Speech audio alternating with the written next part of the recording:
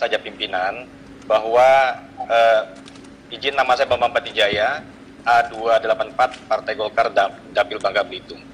Pimpinan, saya pikir kita harus memberikan atensi dan dukungan kepada para guru dan Pendik 315 ini secara nyata. Jadi saya sampaikan bahwa mereka ini bukanlah orang-orang yang sedang mencari pekerjaan, tetapi mereka ini hanya orang yang butuh penghargaan dan kepastian hukum. Yes. Mereka adalah guru-guru yang sedang bekerja pada saat ini.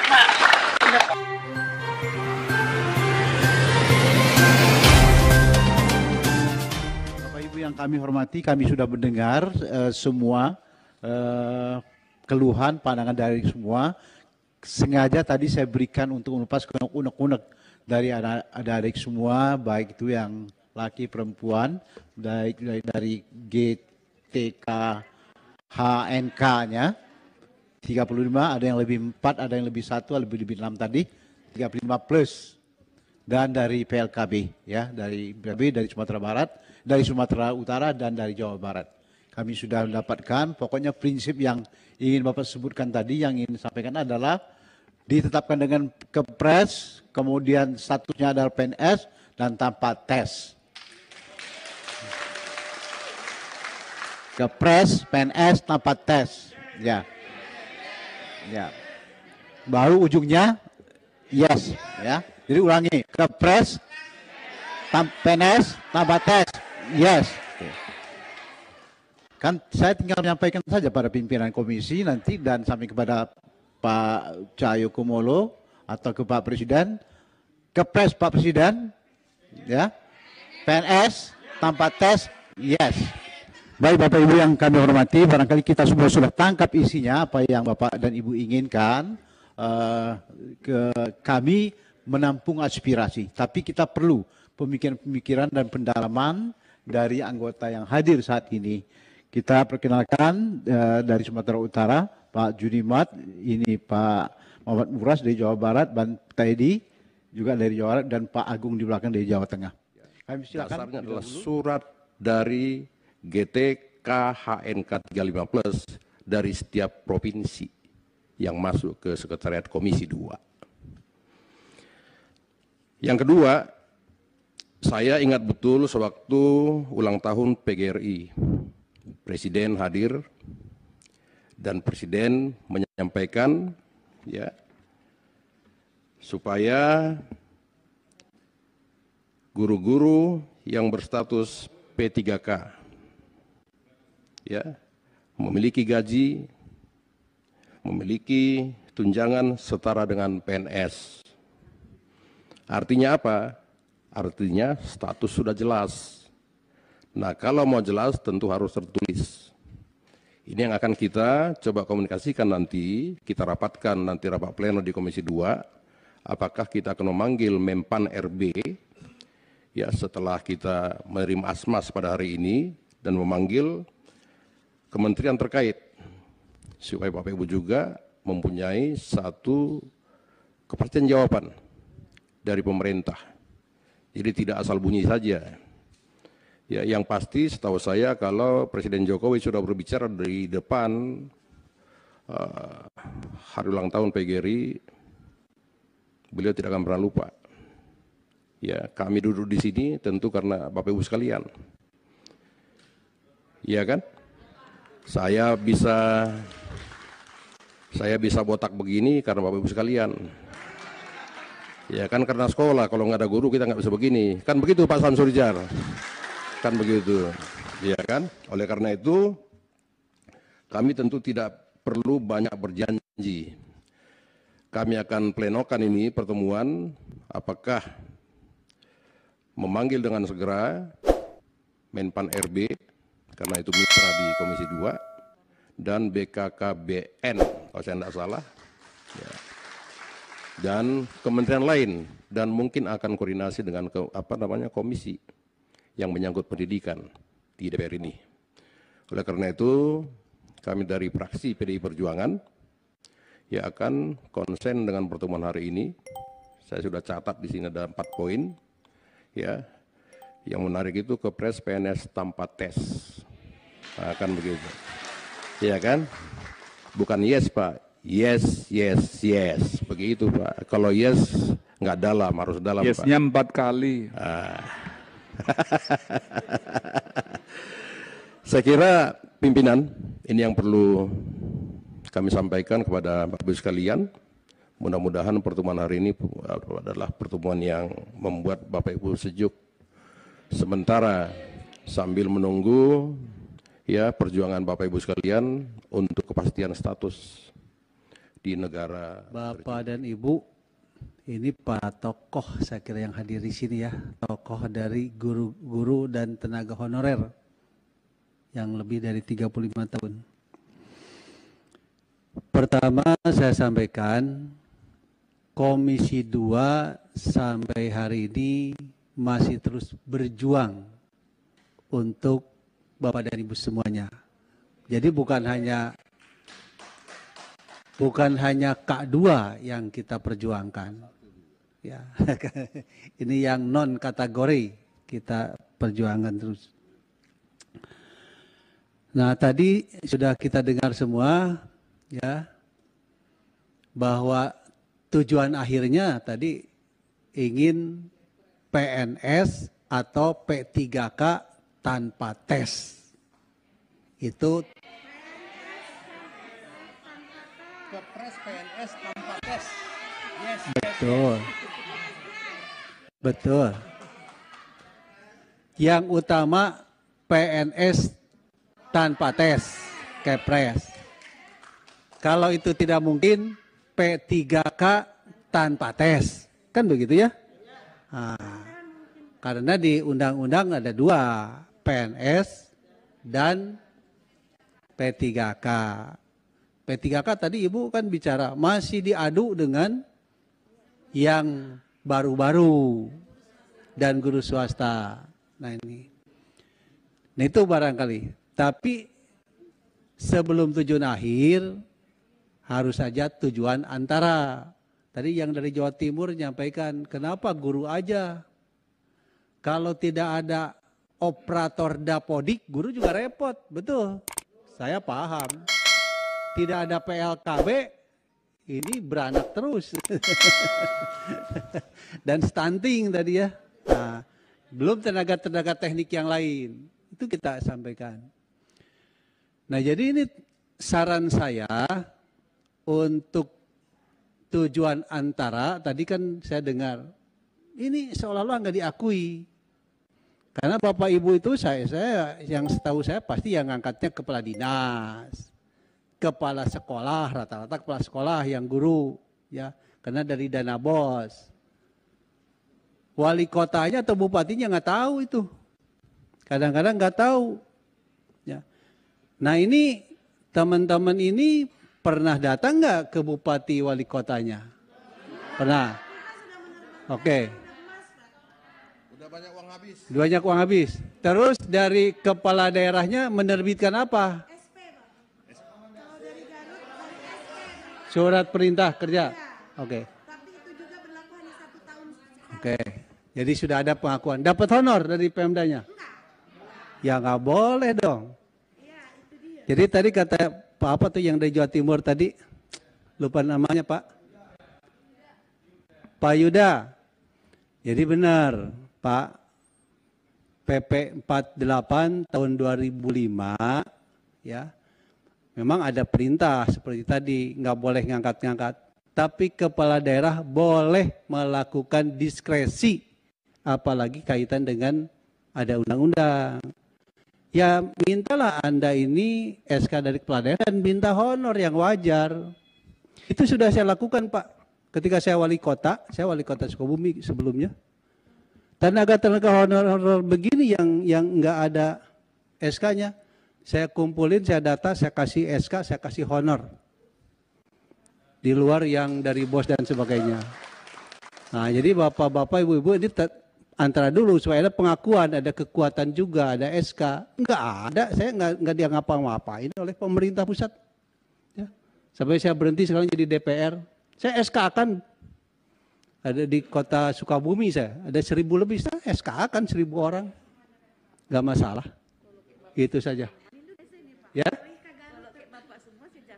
Ya, makanya dari datangin, contohkan aja Wali Kota Sukabumi, boleh lihat.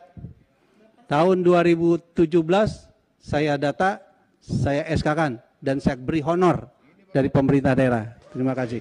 Perkenalkan, nama saya Agung Widiantoro dari Dapil Jawa Tengah 9, Brebes, Kabupaten Tegal, Kota Tegal. Saya dari fraksi Partai Golkar. Saya menerima dengan baik apa yang jadi aspirasi kawan-kawan pada hari ini. Kedua, kami memahami betul bahwa kawan-kawan sudah bekerja untuk Republik ini, memeras otak, memeras keringat, berkorban meninggalkan keluarga, tetapi belum mendapatkan kesejahteraan yang layak dari pemerintah. Betul? Tolong, sambil menunggu kami berjuang, bantu kami doa. Jelas ya? Kedua, tetap istiqomah, tegak lurus, loyal pada pemerintah Republik Indonesia. Ya, tanggal 9 Desember besok juga tetap menggunakan hak pilih saudara-saudara. Tukang kerupuk aja nyoblos, kenapa saudara-saudara yang pegawai Republik ini tidak nyoblos? Jelas? Awas, saya catat ini yang pada hadir di sini, kalau pada nggak nyoblos, biar Bang JG yang nyoret. Ya, ya itu.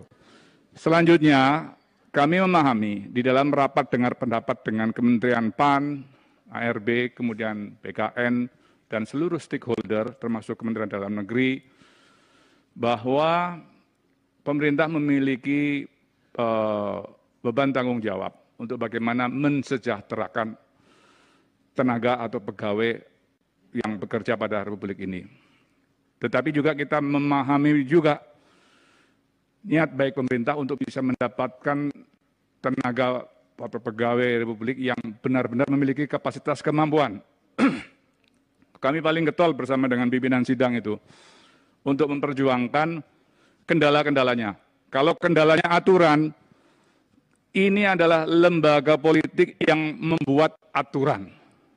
Ya, betul?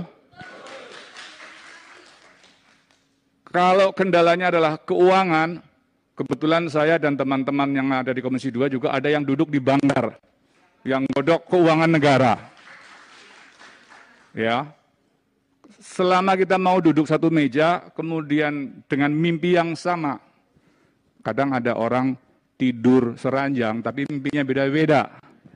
Nah ini jangan, kita duduk satu meja dengan mimpi yang sama. Ya, kami akan perjuangkan nasib saudara-saudara. Jelas? Boleh tepuk tangan.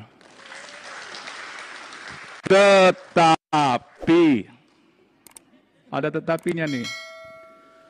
Bantu kami untuk memberikan naskah kajian akademiknya.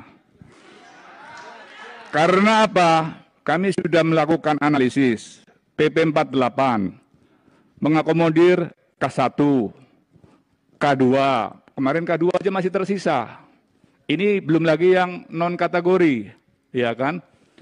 Di PP 48 ada beban kendalanya. Apa itu? Ya, kalau saya udah catat. Pemerintah daerah kenapa nggak mau menandatangani lagi? Karena beban belanja keuangan daerahnya sudah melebihi 60%.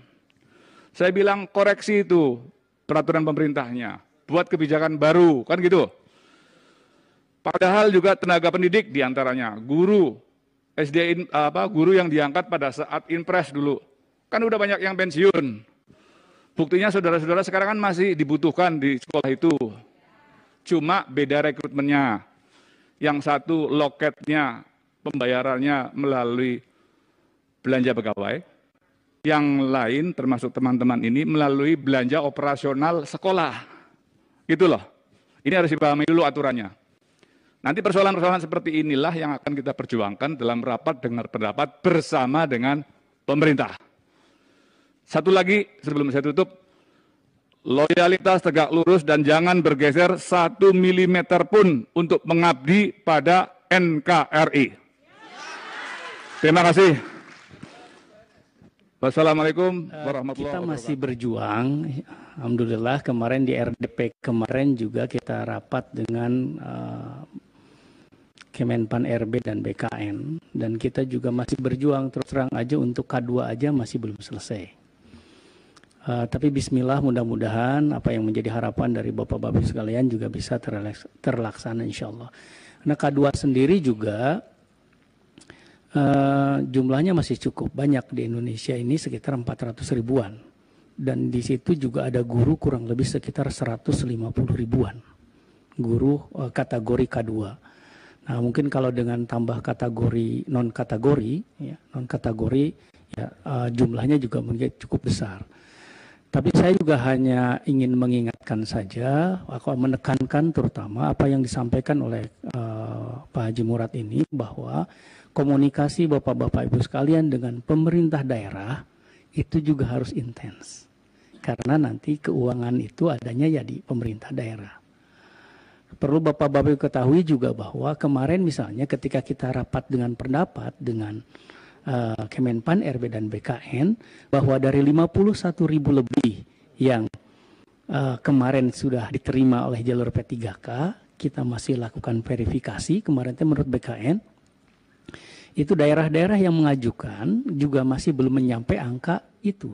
Karena dikhawatirkan juga ternyata di Tenggarai, karena perpresnya juga berkaitan dengan diserahkan kepada penggajiannya kepada APBD. Nah, tapi ternyata juga yang dimaksud APBD itu alokasinya juga sepertinya sih ketika kita klarifikasi tetap dari dana DAU.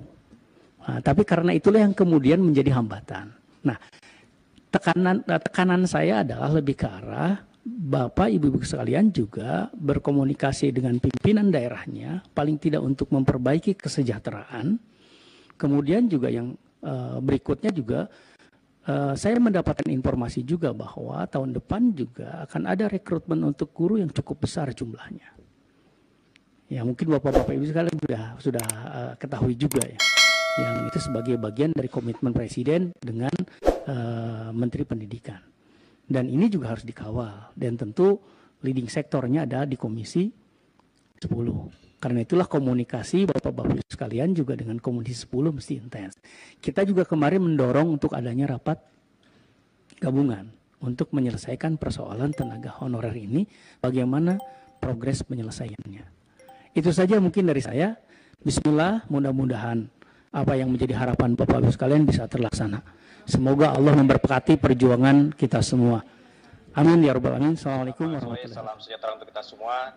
Yang kami hormati pimpinan, rekan-rekan anggota Komisi 2 beserta Bapak Ibu sekalian, pengurus daripada GT KHNK 35+ Indonesia yang menyempatkan diri hadir secara fisik maupun virtual. Jadi saya singkat saja pimpinan bahwa izin nama saya Bambang Patijaya, A284 Partai Golkar Dapil Bangka Belitung.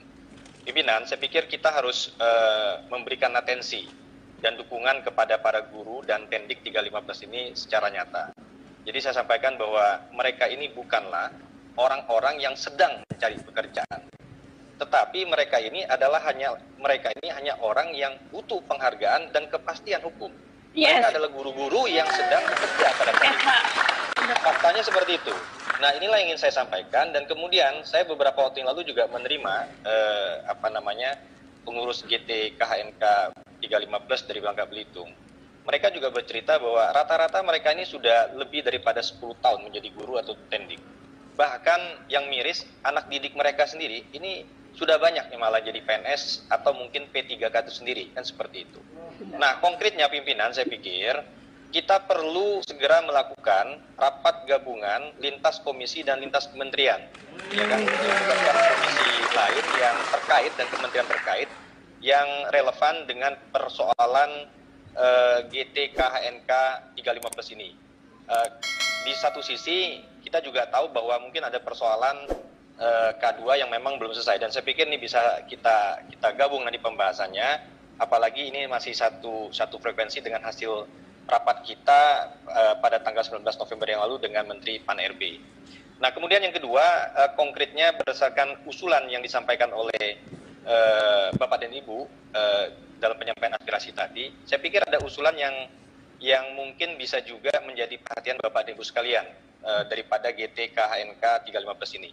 Yang pertama, saya mengusulkan buatlah yang namanya gerakan nasional, gerakan di media sosial. Buatlah tagar Save Guru Honorer 315, buatlah tagar Save Tendik Honorer 315, sosialisasikanlah ini secara nasional. Buatlah ini jadi trending nasional. Seperti itu. Itu lebih konkret. Ini konkret. Jadi kita tidak hanya bermain di retorika, tetapi juga kepada sesuatu yang langsung. Sehingga ini dapat menjadi atensi nasional. Percayalah Bapak dan Ibu sekalian bahwa gerakan Bapak dan Ibu sekalian ini tentu akan mendapat apresiasi, mendapat dukungan dari masyarakat Indonesia, seperti itu.